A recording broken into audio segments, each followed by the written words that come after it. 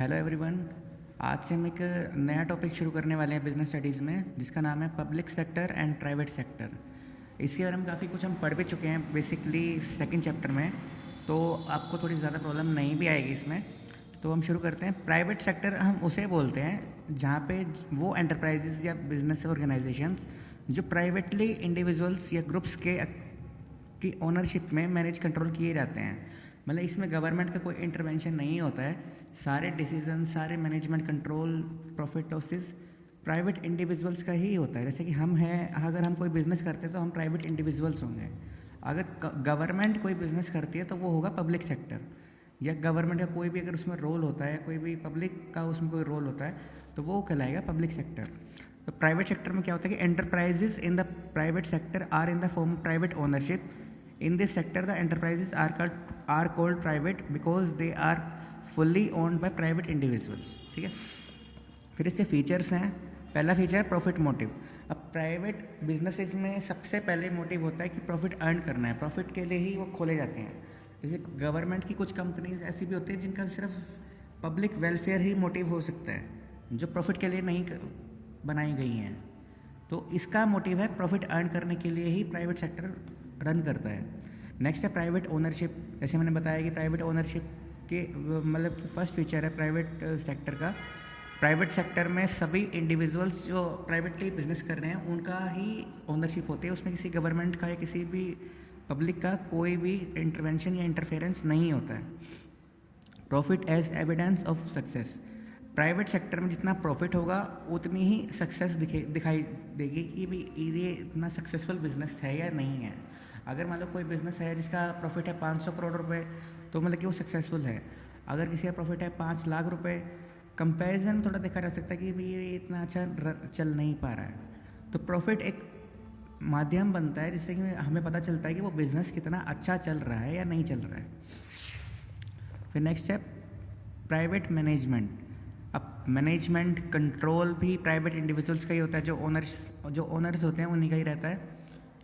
They are managed by their owners in case of companies board of directors nominated by the shareholders take care of their business। जैसे मैंने आपको बताया भी था company chapter में कि जो शेयर होल्डर्स होते हैं वो कंपनी के ओनर्स कहलाते हैं।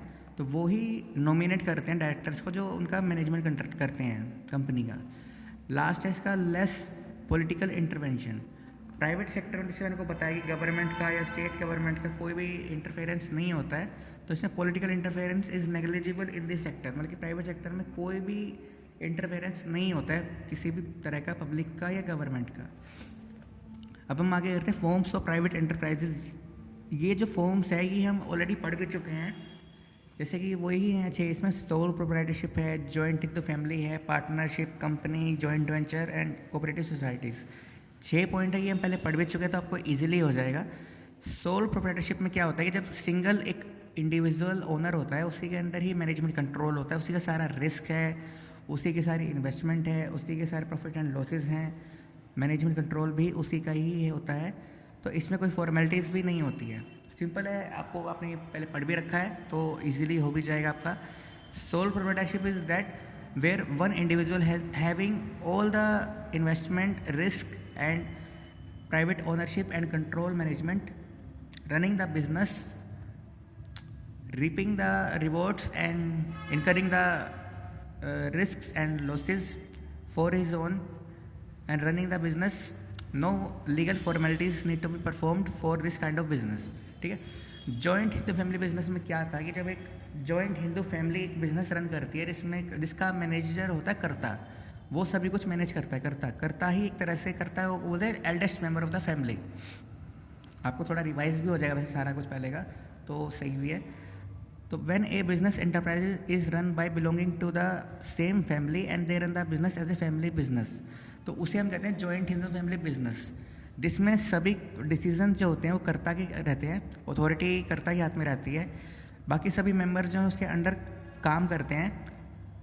एल्डेस्ट मेंबर को हम कर्ता बोलते हैं। उसके बाद सारी अथॉरिटी होती है, मतलब लोन्स लेने की या किसी से डील करने की, कोई कॉन्ट्रैक्ट करने की, डिसीजंस लेने की। बाकी सभी मेंबर्स उससे मांग नहीं सकते कि उसे प्रॉफिट एंड लॉस में कोई शेयर नहीं मांग सकते हैं या कोई भी डिवीज़न नहीं मांग सकते उनकी प्रॉपर्टी में। तो ये जो बिज़नेस ऑर्गेनाइजेशन है ये एक तरह से इंडिया में ही चल सकती है, क्योंकि जॉइंट हिंदू फैमिली बिजनेस सिर्फ इंडिया में ही हो सकता है।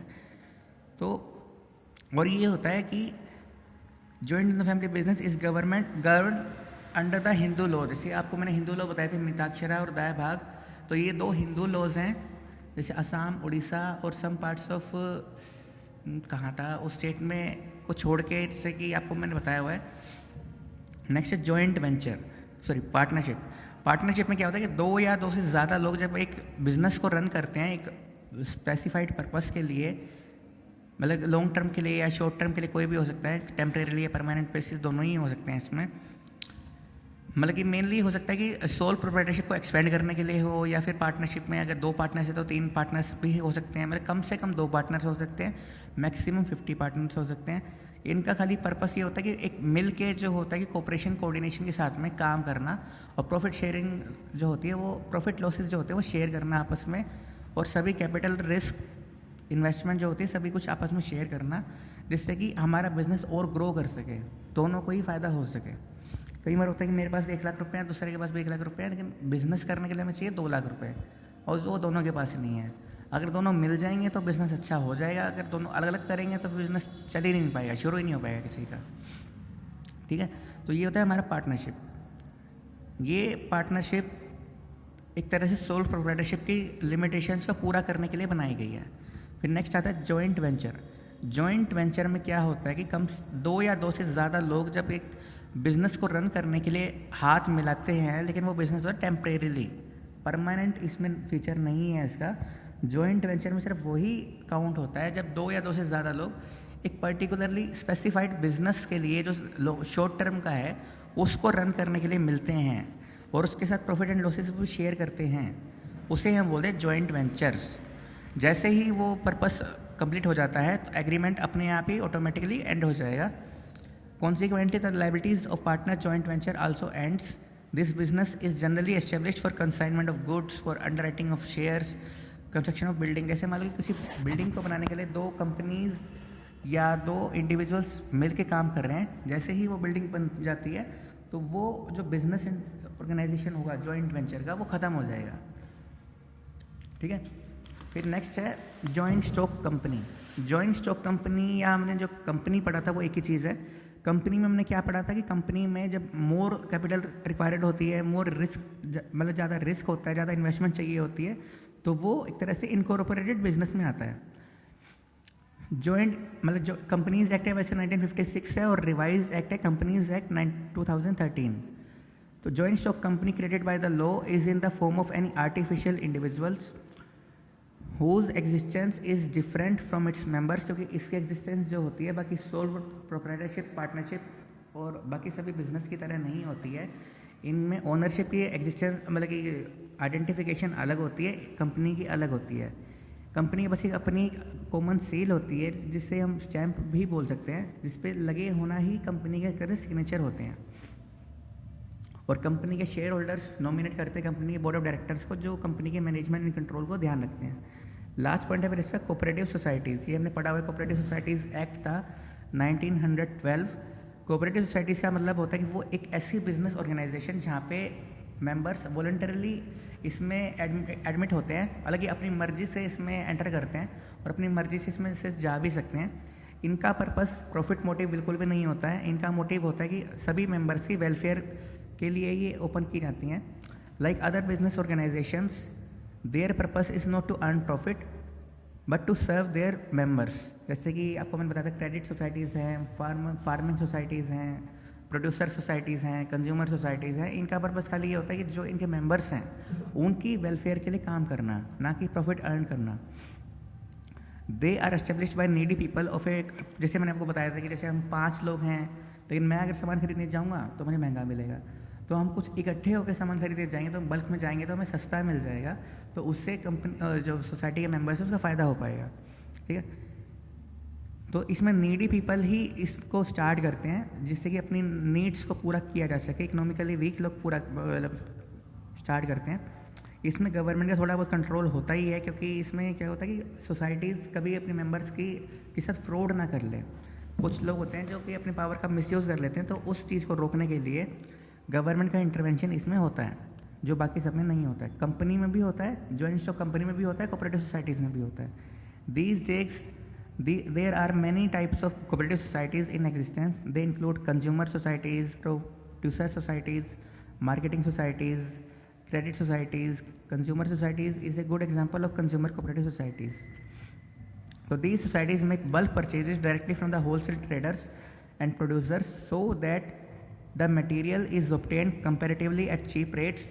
After that they sell this material to their members and other people at the market rates and or even at cheaper rates. मतलब कि ये बल्क में सामान खरीदते हैं और उसके बाद जिससे कि उन्हें सस्ते में मिल सके और सस्ते में खरीद के अपने मेंबर्स को उसी प्राइस से बेच सकते हैं, जिससे कि वो उन्हें भी फ़ायदा हो सके और सोसाइटी को भी फ़ायदा हो सके। सोसाइटी मीन्स कि एक तरह से सोसाइटी के मेंबर्स के लिए वेलफेयर के लिए बनाई जाती है, ना कि प्रॉफिट अर्न करने के लिए। तो ये था हमारा आज का टॉपिक, प्राइवेट सेक्टर के फीचर्स और forms of private sector enterprises. ठीक है, कल हम पढ़ेंगे पब्लिक सेक्टर के बारे में। तो आज का इतना टॉपिक था। ये वैसे आपने पहले पढ़ भी रखा है, आपका वैसे थोड़ा बहुत रिवाइज भी हो जाएगा। तो कल हम करेंगे पब्लिक सेक्टर का meaning and then public sector के फीचर्स। छोटे छोटे चैप्टर्स ही हैं आगे, मैंने जैसे आपको बताया था कि छोटे छोटे ही हैं। कल हम फिर इतना ही करेंगे, public sector and public sector के फीचर्स, क्योंकि 9 पॉइंट्स हैं इसमें। और फॉर्म्स भी कर ही लेंगे, क्योंकि फॉर्म्स में बस 2 पॉइंट हैं, नहीं फॉर्म्स में ज़्यादा पॉइंट हैं, तो ये हम परसों से करेंगे। ठीक है, थैंक यू।